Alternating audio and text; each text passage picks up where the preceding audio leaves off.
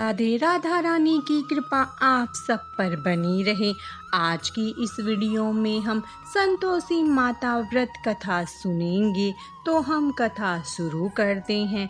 इस व्रत को करने वाला कथा कहते व सुनते समय हाथ में गुड़ व भुने चने रखे सुनने वाला संतोषी माता की जय, संतोषी माता की जय मुख से बोलते जाए। कथा समाप्त होने पर हाथ का गुड़ और चना गौ माता को खिला दे। कथा एक बुढ़िया थी, उसके 7 पुत्र थे। 6 कमाने वाले थे, एक निकम्मा था। बुढ़िया माँ 6 पुत्रों की रसोई बनाती, भोजन कराती और पीछे से जो कुछ बचता वो 7वें को दे देती थी। परंतु वह बड़ा भोला भाला था, मन में कुछ विचार न करता था। एक दिन अपनी बहू से बोला, देखो मेरी माता का मुझ पर कितना प्यार है। वह बोली, क्यों नहीं, सबका झूठा बचा हुआ तुमको खिलाती है। वह बोला, भला ऐसा भी कहीं हो सकता है? जब तक आंखों से न देख लूं तब तक नहीं मानूंगा। बहू ने हंसकर कहा, तुम देख लोगे तब तो मानोगे। कुछ दिन बाद बड़ा त्योहार आया। घर में 7 प्रकार के भोजन और चूरमे के लड्डू बने। वह जांचने को सिर दर्द का बहाना कर पतला कपड़ा सिर पर ओढ़कर रसोई घर में सो गया और कपड़े से सब देखता रहा। 6 भाई भोजन करने आए। उसने देखा माँ ने उनके लिए सुंदर सुंदर आसन बिछाए हैं, 7 प्रकार की रसोई परोसी है। वह आग्रह करके जिमाती है। वह देखता रहा। 6 भाई भोजन करके उठे, तब माता ने उनकी झूठी थालियों में से लड्डू के टुकड़ों को उठाया और एक लड्डू बनाया। जूठन साफ कर बुढ़िया माँ ने पुकारा, उठो बेटा, 6 भाई भोजन कर गए हैं, अब तू ही बाकी है, उठने कब खाएगा? वह कहने लगा, माँ मुझे भोजन नहीं करना, मैं प्रदेश जा रहा हूँ। माता ने कहा, कल जाता हो तो आज ही जा। वह बोला, हाँ हाँ आज ही जा रहा हूँ। यह कहकर वह घर से निकल गया। चलते समय बहू की याद आई। वह गौशाला में उपले थाप रही थी। वहीं जाकर उससे बोला, हम जावे प्रदेश को, आवेंगे कुछ काल, तुम रहियो संतोष से, धर्म आपनो पाल। वह बोली, जाओ पिया आनंद से, हमरू सोच हटाए, राम भरोसे हम रहे, ईश्वर तुम्हें सहाय। देख निशानी आपकी, देख धरूं मैं धीर, सुधी हमारी मति बिसारी, रखियो मन गंभीर। वह बोला, मेरे पास तो कुछ नहीं है, यह अंगूठी है सो ले लो और अपनी कुछ निशानी मुझे दे दो। वह बोली, मेरे पास क्या है, यह गोबर भरा हाथ है। यह कहकर उसकी पीठ पर गोबर के हाथ की थाप मार दी। वह चल दिया।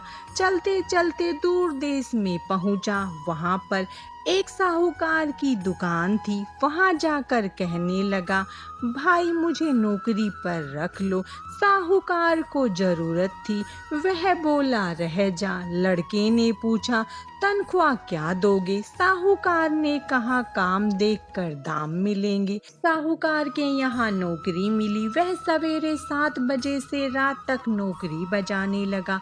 कुछ दिनों में दुकान का सारा लेन देन, हिसाब किताब, ग्राहकों को माल बेचना, सारा काम करने लगा। साहूकार के 7-8 नौकर थे। वे सब चक्कर खाने लगे कि यह तो बहुत होशियार बन गया है। सेठ ने भी काम देखा और 3 महीने में उसे आधे मुनाफे का साझीदार बना लिया। वह 12 वर्षों में ही नामी सेठ बन गया और मालिक सारा कारोबार उस पर छोड़कर बाहर चला गया।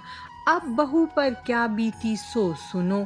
सास ससुर उसे दुख देने लगे। सारी गृहस्थी का काम करके उसे लकड़ी लेने जंगल में भेजते। इस बीच घर की रोटियों के आटे से जो भूसी निकलती उसकी रोटी बनाकर रखती जाती और फूटे नारियल के खोपरे में पानी। इस तरह दिन बीत रहे थे। एक दिन वह लकड़ी लेने जा रही थी कि रास्ते में बहुत सी स्त्रियां संतोषी माता का व्रत करती दिखाई दी।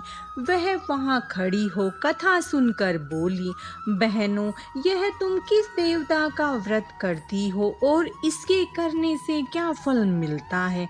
इस व्रत के करने की क्या विधि है? यदि तुम अपने व्रत का विधान मुझे समझा कर कहोगी तो मैं तुम्हारा एहसान मानूंगी।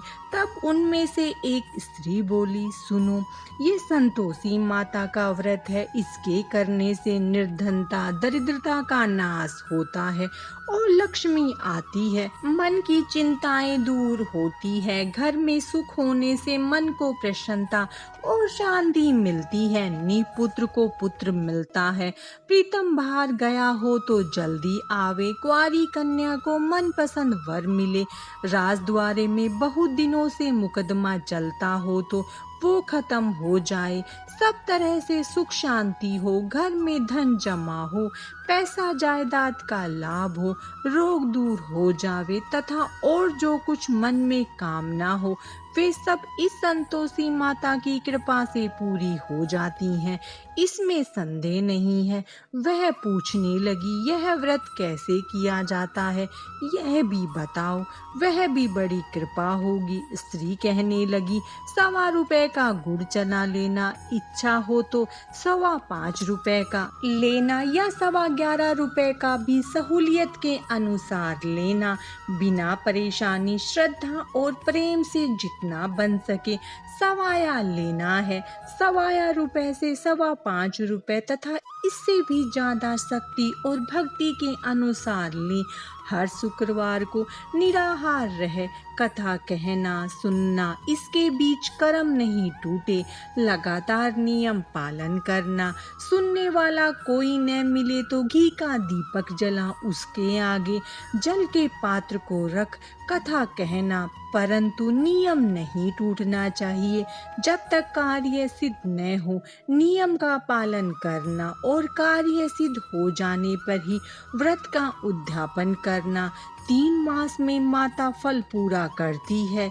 यदि किसी के घर खोटे हो तो भी माता 1 वर्ष में अवश्य कार्य सिद्ध कर देती है।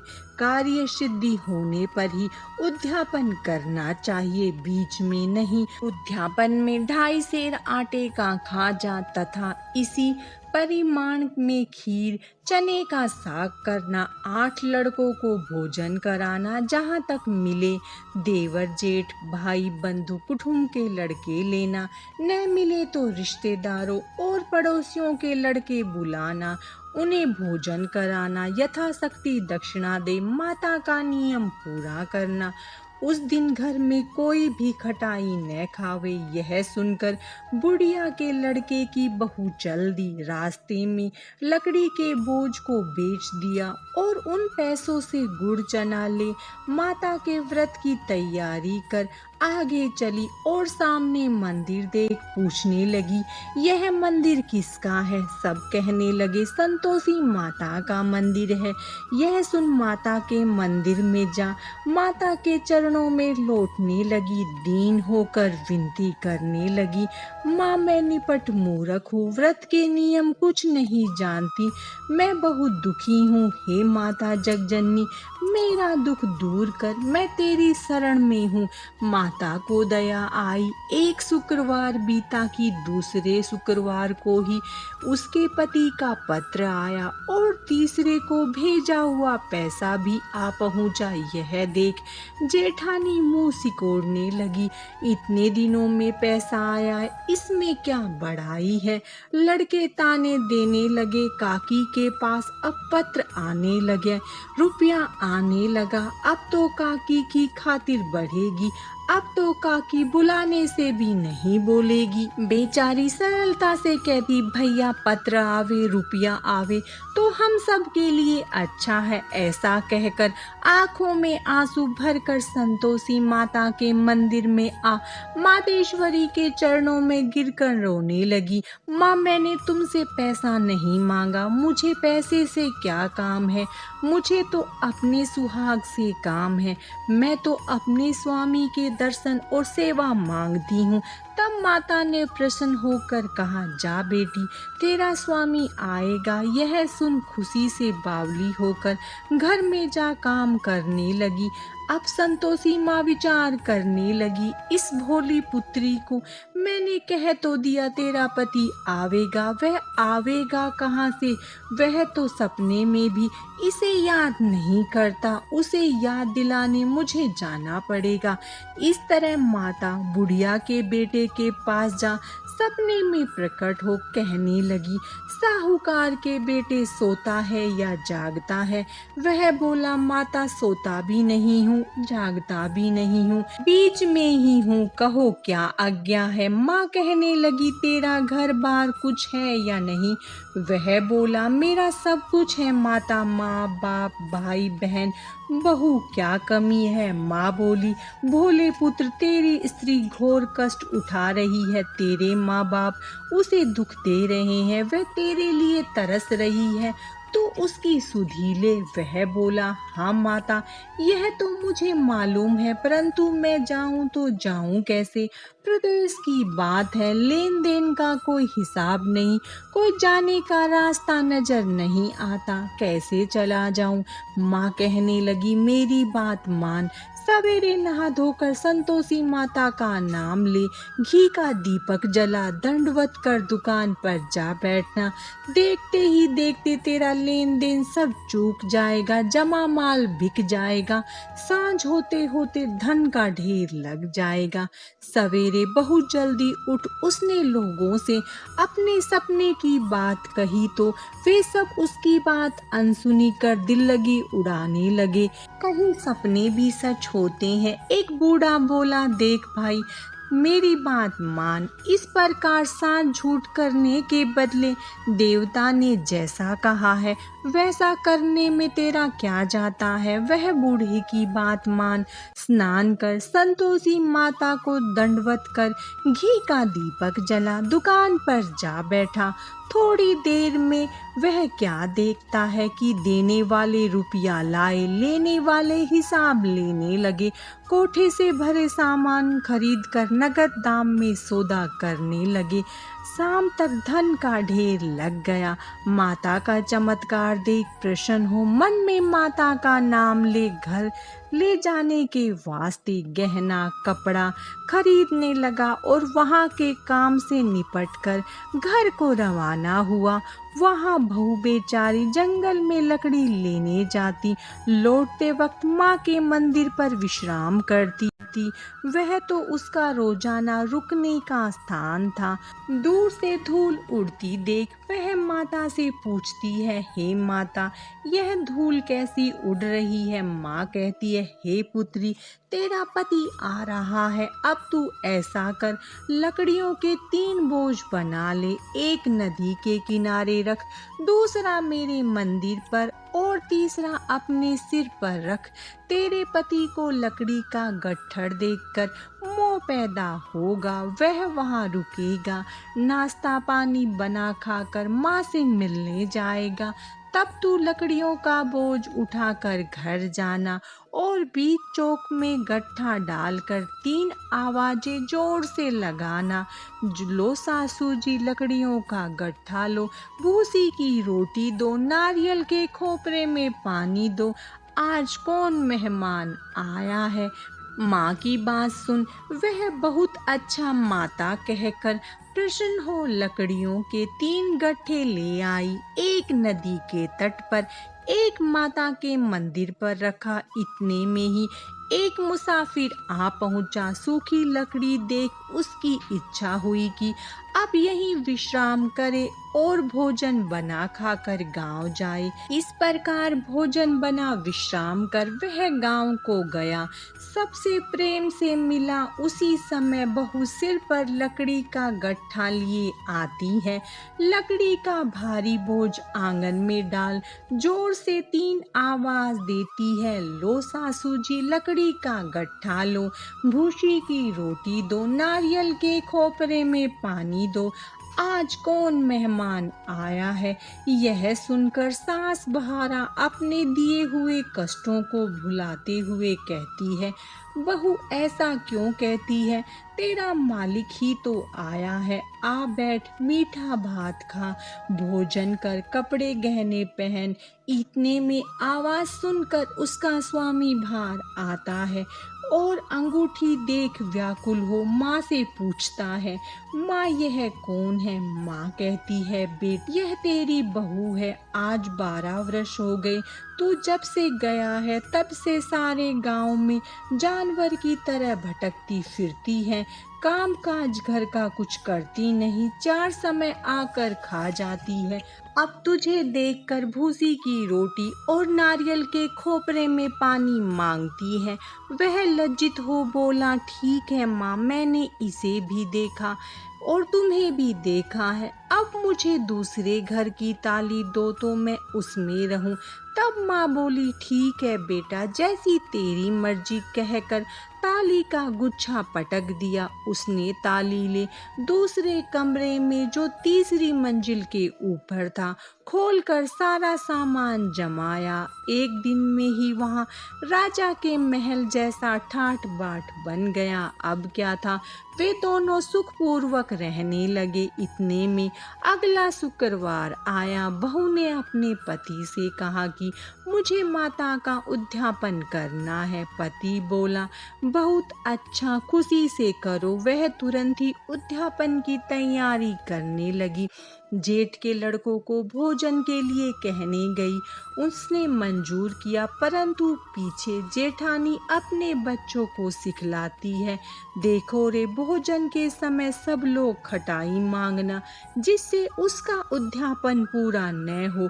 लड़के जीमने आए, खीर पेट भर कर खाई, परंतु याद आते ही कहने लगे, हमें कुछ खटाई दो, खीर खाना हमें नहीं भाता, देखकर अरुचि होती है। बहू कहने लगी, खटाई किसी को नहीं दी जाएगी, वह तो संतोषी माता का प्रसाद है। लड़के तुरंत उठ खड़े हुए, बोले, पैसा लाओ। बोली बहू कुछ नहीं जानती थी, सो उन्हें पैसे दे दिए। लड़के उसी समय जाकर के इमली ला खाने लगे। यह देखकर बहू पर संतोषी माता जी ने कोप किया। राजा के दूत उसके पति को पकड़ कर ले गए। जेठ जेठानी मनमाने खोटे वचन कहने लगे, लूट लूट कर धन इकट्ठा कर लाया था, सो राजा के दूत पकड़ कर ले गए। अब सब मालूम पड़ जाएगा जब जेल की हवा खाएगा। बहू से यह वचन सहन नहीं हुए, रोती रोती माता के मंदिर में गई। हे माता, तुमने यह क्या किया, हंसाकर अब क्यों रुलाने लगी। माता बोली, पुत्री, तूने उद्यापन करके मेरा व्रत भंग किया है, इतनी जल्दी सब बातें भुला दी। वह कहने लगी, माता, भूली तो नहीं हूँ, न कुछ अपराध किया है, मुझे तो लड़कों ने भूल में डाल दिया, मैंने भूल से उन्हें पैसे दे दिए, मुझे क्षमा कर दो। माँ बोली, ऐसी भी कहीं भूल होती है। वह बोली, माँ मुझे माफ कर दो, मैं फिर से तुम्हारा उद्यापन करूँगी। माँ बोली, अब भूल मत करना। वह बोली, अब न होगी। माँ, अब बतलाओ वह कैसे आवेंगे। माँ बोली, जा पुत्री, तेरा पति तुझे रास्ते में ही आता मिलेगा। वह घर को चली, राह में पति आता मिला। उसने पूछा, तुम कहाँ गए थे। तब वह कहने लगा, इतना धन कमाया है, उसका टैक्स राजा ने मांगा था, वह भरने गया था। वह प्रसन्न हो बोली, भला हुआ, अब घर चलो। कुछ दिन बाद फिर शुक्रवार आया। वह बोली, मुझे माता का उद्यापन करना है। पति ने कहा, करो। वह फिर जेठ के लड़कों से भोजन को कहने गई। जिठानी ने तो एक दो बातें सुनाई और लड़कों को सिखा दिया कि तुम पहले ही खटाई मांगना। लड़के कहने लगे, हमें खीर खाना नहीं भाता, जी बिगड़ता है, कुछ खटाई खाने को देना।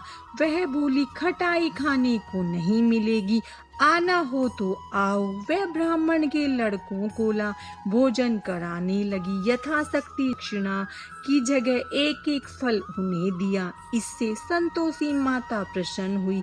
माता की कृपा होते ही 90 मास उसे चंद्रमा के समान सुंदर पुत्र प्राप्त हुआ। पुत्र को लेकर प्रतिदिन माता जी के मंदिर में जाने लगी।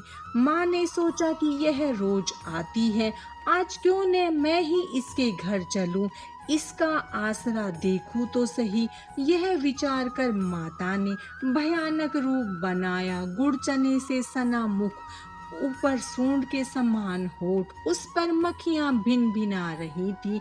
दहलीज में पांव रखते ही उसकी सास चिल्लाई, देखो रे, कोई चुड़ैल डाकनी चली आ रही है, लड़कों इसे भगाओ नहीं तो किसी को खा जाएगी। लड़के डरने लगे और चिल्लाकर खिड़की बंद करने लगे। छोटी बहू रोशनदान में से देख रही थी। प्रसन्नता से पगली होकर चिल्लाने लगी, आज मेरी माताजी मेरे घर आई हैं। यह कहकर बच्चे को दूध पिलाने से हटाती है। इतने में सास का क्रोध फूट पड़ा। बोली, राड इसे देखकर कैसी उतावली हुई है जो बच्चे को पटक दिया। इतने में माँ के प्रताप से जहाँ देखो वहाँ लड़के ही लड़के नजर आने लगे। वह बोली, माँ जी, मैं जिनका व्रत करती हूँ ये वही संतोषी माता है। इतना कह झट से सारे घर के किवाड़ खुल गए। सबने माता के चरण पकड़ लिए और विनती कर कहने लगे, हे माता, हम मूर्ख हैं, हम अज्ञानी हैं, पापी हैं। तुम्हारे व्रत की विधि हम नहीं जानते। तुम्हारा व्रत भंग करके हमने बहुत बड़ा अपराध किया है। हे माता, आप हमारा अपराध क्षमा करो। इस प्रकार माता प्रसन्न हुई। माता ने बहू को जैसा फल दिया वैसा सबको दे। जो पढ़े उसके मनोरथ पूर्ण हो। बोलो संतोषी माता की जय। संतोषी माता व्रत कथा समाप्तम। आप सब पर संतोषी माता की कृपा दृष्टि बनी रहे, आपके सारे मनोरथ पूर्ण हो। बोलो राधे राधे।